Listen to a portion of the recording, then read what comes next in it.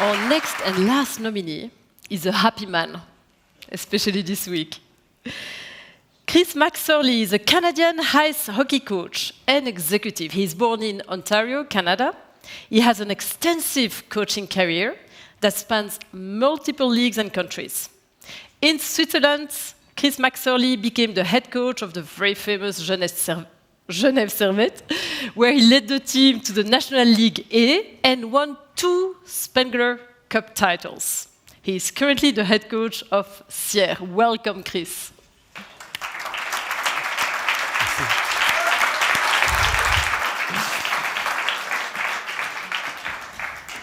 Thank you. How are you, Chris? Well, this is an advantage. Referees don't let coaches wear microphones. So I wish I could take this back with me. But very, very much of an honor to be here. Thank you. So you know the first question. What has been one of the most inspiring experiences of your life? What would you say?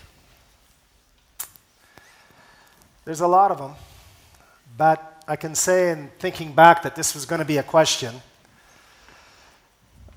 I was, December 2020, I had a chance to, by chance, have a meeting with the president of Ville de Sierre, President Pierre Berthaud. And we just talked about the idea of a National League rink. And he said, well, Chris, he said, if we're going to have a rink, it's going to be tough. You know the Valley Zone.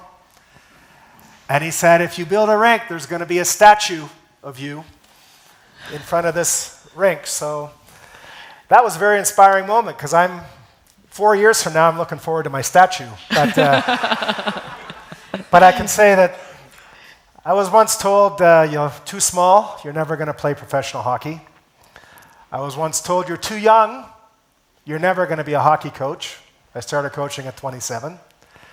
They said, you're never going to win a title because no one's ever going to come play for you in Toledo, Ohio. We won 2 titles. And then I was told, when you come to Geneva, you're never going to succeed in Geneva because it's a town of arts, culture, banking, and finance. So I'm here today because I had many different points of inspiration in my life. And I wouldn't be here today. And the news this past weekend with the new Valley Arena would never have happened if we didn't find inspiration. You're a dreamer and a doer, for sure. It always starts out as a dream, and in the Valley, normally starts out with a glass of wine. So, we have a question from our partner, Audacia. Well, as a leader, you have successfully managed many hockey teams in Switzerland and internationally. What management and team motivation strategies have you found to be the most effective, and that could actually be applied in the corporate world? What would you say? I've been in professional sports for 40 years. I played 5 years, and being a very average player, it chased me into being a coach. But the impact of a coach, I found, is the impact you have is almost as much as a parent. Because the impact of your words, and any word you say as a coach, you can never put them back in your mouth. They're there, they stick there, and you talk to a player for 5 minutes, and you're trying to motivate a player, but they'll only remember that one phrase or that one word. What I've learned is it always comes down to people. Recruit, train, and motivate. And the more I coach, plus now 2,000 plus games, I realize it's always about the players. I've yet to see a good coach with a bad team. So I spend a lot of time recruiting and training and working with and motivating. Because nowadays, more and more, we're all in a business. My business happens just to be hockey.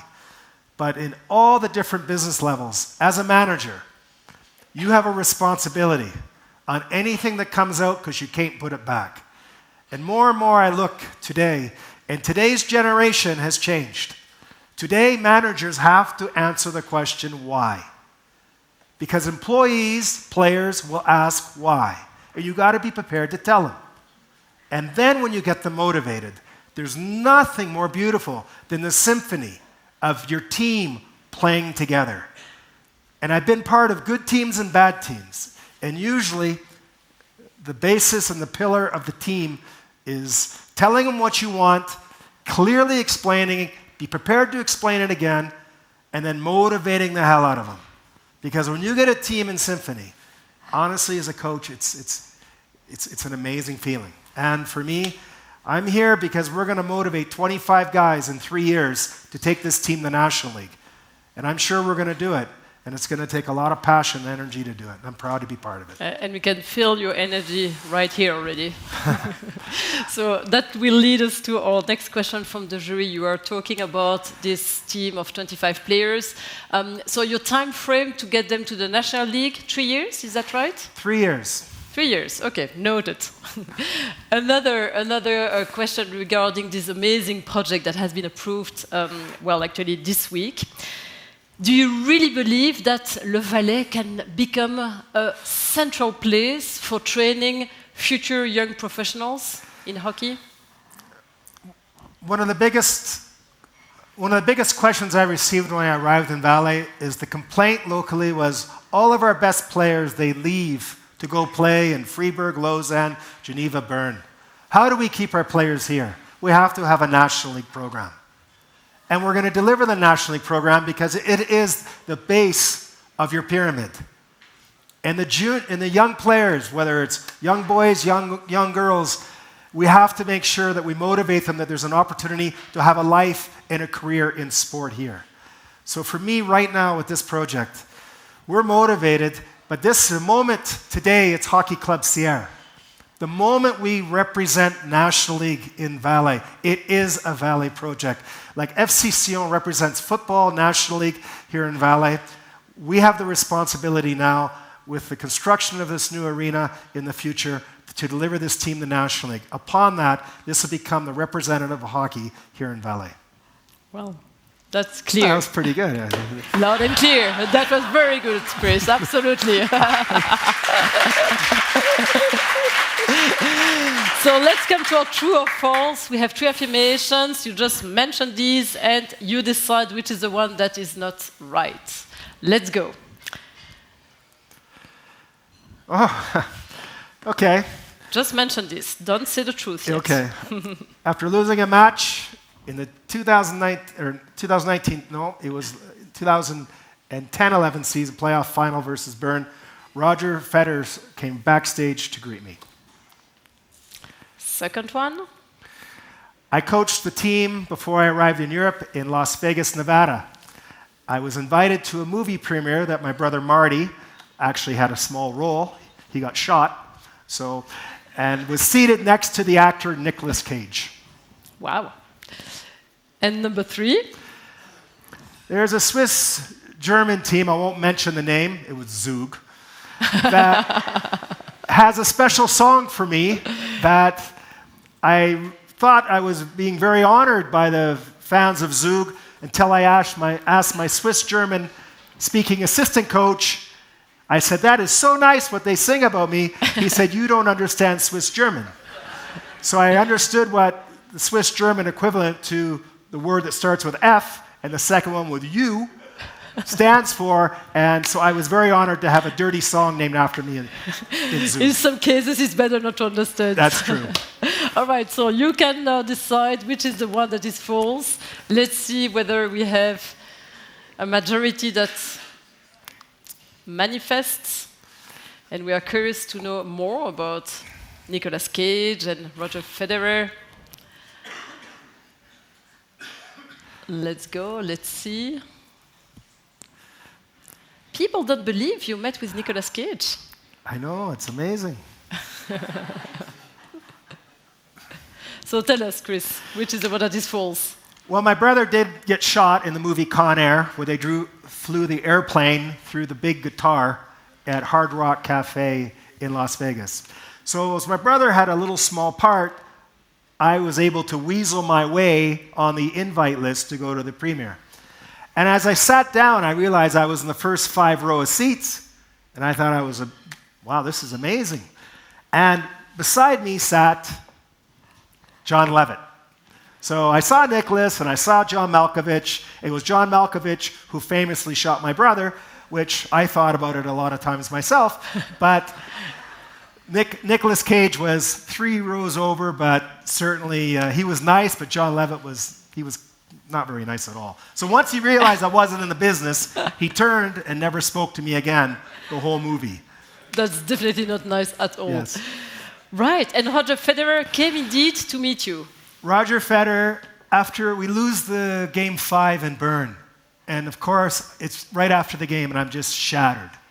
And I'm in my coach's room, just trying to digest the game. It was very hot, 17,000 people, very, very emotional game.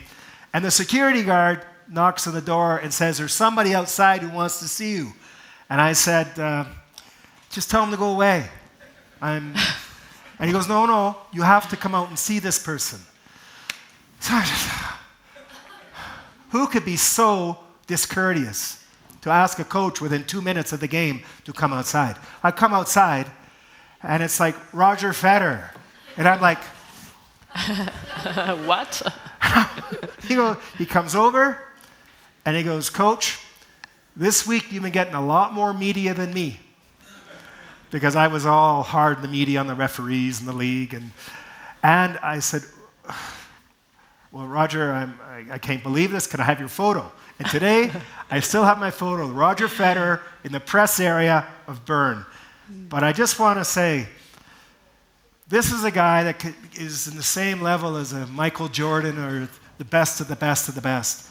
And for him to take the time to come out to say hello to me and go to the other team to say hello to the Bern coach told me so much on the spot what the responsibility of a celebrity and a mega superstar and the class that this man has. Because he could have jumped in his limousine and gone back to Basel 5 minutes before the game, but he chose to stay there and say hello to the 2 teams.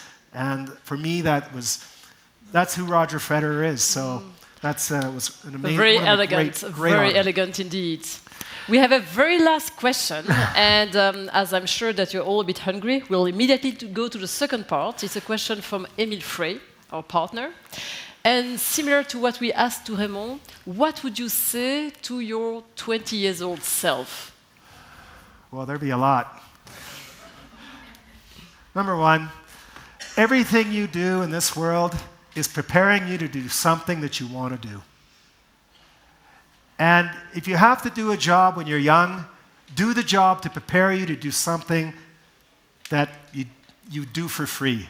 And since the age of 22, I haven't had a job because I've done something I've wanted to do my whole life, to be involved in sport.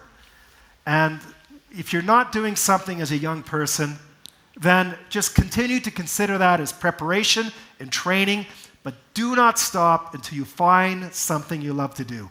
Because that will just becomes viral. It just will be so infectious how people are around people who love what they do.